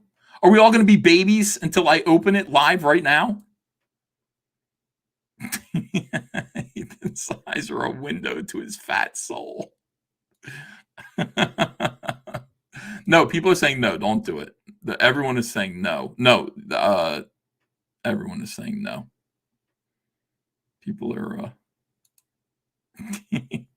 EVS found another picture of yours. Oh, for God's sake. All right, let me see. Stop looking for pictures of me, Sheila. And then, by the way, stop looking for pictures of me and then stop altering them so that they look weird. I'm sorry, I can't even see it. You know, somebody else will see it. I'm sure it'll wind up on Twitter. Marnu says Salamandroid hoodie. It's a good idea. People are saying no. Henry Dorset case. Thanks for $5. Your Aryan eyes match Heather Antos's personal philosophy as evidenced by her tattoo. I know, and that makes me so ashamed. You know, I have blue-eyed guilt. I'm so ashamed. You know, terrible.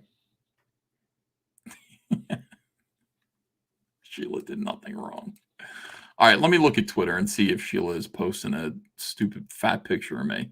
Sheila, why do you have to do this?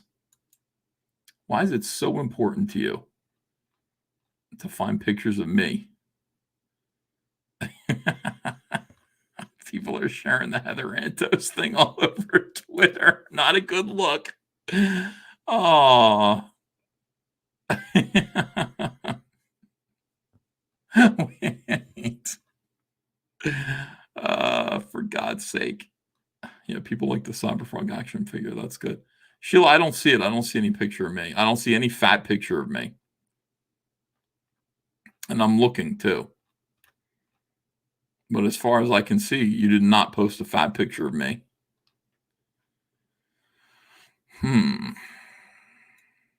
People really like the action figures. That's what I'm noticing.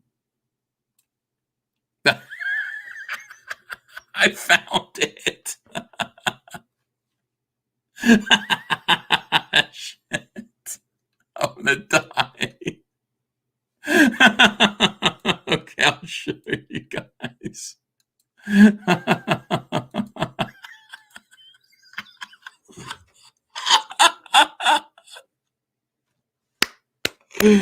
Oh, it's right around the corner, everyone.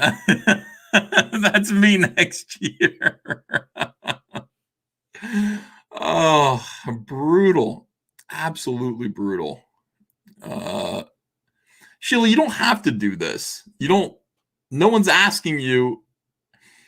You don't have to be this creative. You could,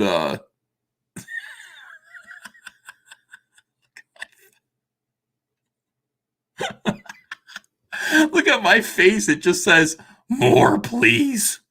Is this me? Like, how did you do this? Because those aren't my lips. Where did you get the rest of this stuff from? Were you able to just alter my face, or what happened?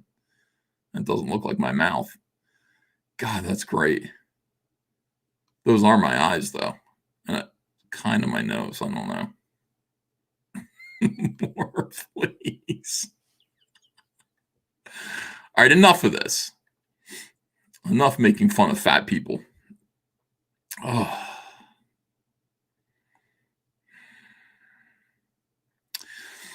I'm gonna that is motivating right there. That is absolutely motivating. When you see that, you go, all right, I see where we're going. I see where we're going. Yeah. Blue-eyed balloon. That's the future unless you get yourself in shape. Eddie Winkler says, Summer Santa in a captain's hat if I've ever seen one. That is the future. Jennifer Grover says, Uncle E, that's not what I meant at all. Just your eyes are great. I appreciate many things about you. Thanks, Jennifer. Please.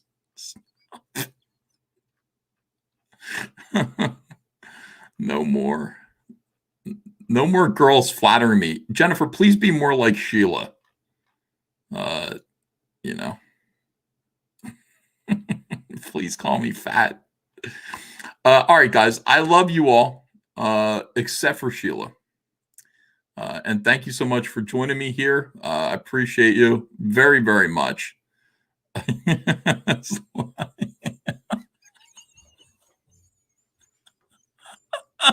Stop. If EVS is Skipper, who's Gilligan? Nasser is. Nasser Rabadi is. Yeah, Donald, you don't have to pay Nasser if you don't want to. By the way, the thing about it is that Nasser thinks that what I say means anything, and that's what's funny about this. Nasser thinks if I tell Donald to pay Nasser, then Donald is going to pay Nasser. And if I say to Donald that he doesn't have to pay Nasser, that means that he doesn't have to pay Nasser. See, that's the weirdness of all this. Donald has to follow his conscience. Donald has to follow his contractual obligations. It doesn't matter what I say, so I might as well say, Donald, you don't have to pay Nasser. You don't have to. Hashtag don't pay Nasser. Well, let's get that out there on the World Wide Web. Hashtag don't pay Nasser. And see how that goes. Braden Dykstra says, Ethan, go have some pie and cheer up. I'm already very happy. Absolutely, 100%. Love you all. Thank you. Wow, almost 1,600 people in the chat. It's already 8:19 p.m. I just was up all night. I think I slept until 2. It feels like it's only noon right now to me, but it's already nighttime. I got to get back to work. Back to work drawing Wrecked Planet. Ethan is Donald's dad. No, I'm not. Because if I was Donald's dad, there'd be some changes. If I was Donald's dad, there'd be a lot of changes. I think Clint Stoker is trying to motivate you when he wrote Fat L. The title is a reference to you. I told him that. I said, if you don't change this title, people are going to make fun of me with it. It doesn't affect you, Clint. You understand, your title, Fatal, that looks like it says Fat L, doesn't affect you. It's just more problems for me. And I don't understand. Peter's Fat says, God bless and hit the desk. I'm not going, oh, you mean draw. Okay. I know earlier I hit the desk and it blew people's eardrums out. Pilgrim Media, thanks for $2. EVS, I asked Mike on Oz's show, pick an or and row. How come he wouldn't? Why wouldn't Mike do that? Why wouldn't he pick up an or and row? Oh, yeah. This is one thing I did appreciate about Sheila's drawing. I looked at it for a long time and was disgusted. And then when I clicked away, I went, whoa, you're looking good, Ethan. Yeah, I look great. Like, when I saw that, I went, I feel like I already lost weight. It probably didn't work, Sheila. Come to think of it, it probably didn't work because I clicked away from that and I went, it looks like I already lost like 400 pounds based on that. So why would I stop eating pie? I'm doing much better. Lord Arnold says, EVS used to read my comments before he got 10,000 subs and let fame get to his head. Haha. I know, those were the days. What happened to me? I used to be so down to earth. Sheila Allen says, you literally look skinny as fuck now. It's so weird. I know. I really like that. That was helpful to my self-esteem. I feel like I look great. Max Santiago says that's not the case.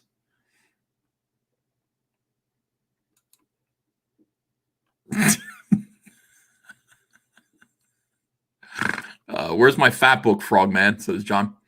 It's coming. I got to work on it. That's the thing. We're working on it right now.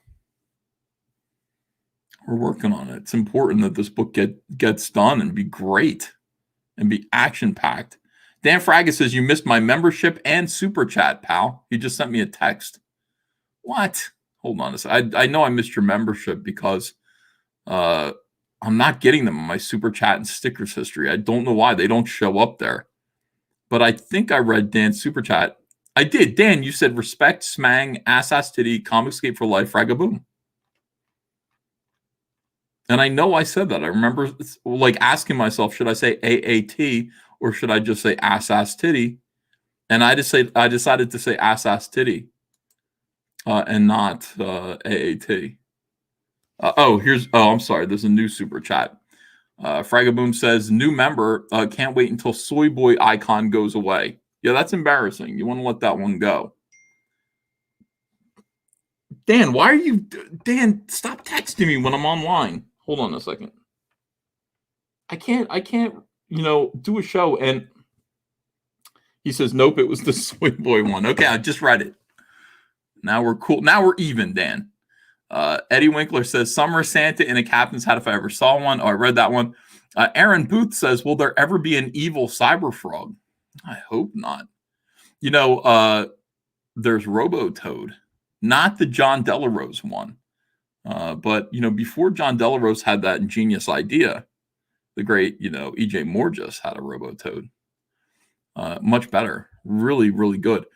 Christopher Gorey says, good, sir. Antos and Whale Simone are ecstatic about Mags getting work from the big two. Are they too tarted up to understand it is a cost-cutting hire? Christopher, a.k.a. the Good Reverend. Yes. I don't know. I'm not sure. John says, Rumblebee pajamas tier. Would you like pajamas to look like Rumblebee? We could do that, I guess. Zero Depressive says, hey, Frago, what's this SMS flexing? You should wait in line like all of us. Yeah, Dan's like, hey, I got Ethan's phone number. I'll just text him while he's on the air, Good, sir. Mr. Fraga is a fine gentleman. Stop doing him dirty. Christopher, a.k.a. the Good Reverend. Okay, I will. Stop doing Dan dirty. All I said was that he's texting me while I'm doing a show. I didn't feel like I did him dirty. What I would like to do, a blanket. Jackie Myers' grandson would like a blanket and plushies. Faster, please. Yeah, blanket sounds cool, actually. Blanket sounds cool. Hey, guys who do my hats and sweatshirts, you want to think about making a blanket, like a comfortable blanket? It would have Cyberfrog on one side and like fleece on the other side. That'd be nice. And people could say Ethan literally fleeces his customers. I like that a lot. Cyber fleece. Tweeter Trash says, testing, can I super chat again? Yes, please proceed. A lot of people want condoms too. The blanket sounds cool. I personally want to do Halloween costumes, like those cheap Halloween costumes. Most of the stuff that I want to do is just for my own amusement, but I do want to do Halloween costumes that say like a Cyberfrog mask with a string around it, and then like what's it? Nylon? No, not nylon. What would you call that? Vinyl? A vinyl shirt that says Cyberfrog on it and has Cyberfrog jumping, so you feel like a douchebag when you're wearing it, and you got a mask on your face. I want one of those classic 1970s boxed Halloween costumes. Twitter Trash says, yay! Thank you, Twitter Trash. Headrock says, I haven't been able to super chat ever, and you frivolously indulge in it. Headrock, why can't you super chat me? Shirk Rent Mazda Corfu says, I appreciate your honesty. Refreshing. Well, I don't. Why would I lie to you guys? Pilgrim Media says, EVS, the Koreans make the best graphics blankets. Are you pulling my leg? Or are you being serious? I like the idea. I'd never even thought of that before. I like the idea of making a blanket because I like blankets. Like I always have throw blankets on my couch in there. If I had a Cyberfrog throw blanket, I'd be really happy with it. Not super chats are not available in your region, says Headrock. Why wouldn't? So if you live in a certain place, you're not allowed to give me money? What kind of place is that? What kind of region would you have to live in order to not be allowed to give me any money? That's worrisome. A Cyberfrog velour leisure suit sounds good too. There are a lot of things that we can do. We can make lots of stuff. Head rocks in Guantanamo. You're not allowed to super chat me from Gitmo. You can't do it. Sorry, there are no super chats when you're in Gitmo. Government lockdown. Terrible, absolutely terrible. Thank you, whoever bought something from eBay. Our eBay store's open. It's doing pretty well. Hear that little bling? That means somebody bought something on eBay. I like it when Cyberfrog books sell on eBay because it's musical. It's musical sounding. Froggy sheet set. Yeah, we would do that too. Remember the Rose Tico blanket set that I had that you guys ruined that I was going to put on my bed for a video? Would have been a great video. And Shock Andrea. And you guys ruined it by private messaging. You private messaged Andrea and ruined that whole video. She said, "What's this about you putting Rose Tico sheets on the bed?" Somebody sent me a message. I was like, "Are you kidding me? My own subscribers would ruin the whole thing, the whole scam." Terrible, absolutely terrible. Well, anyway, we could make a Cyberfrog sheet set like that. We could do it. Cyberfrog 2 Wrecked Planet. So close now to 190,000, even closer today. We just picked up another backer. $1,090,000 as we approach $1.1 million, which is my goal. That's where I want to get for this.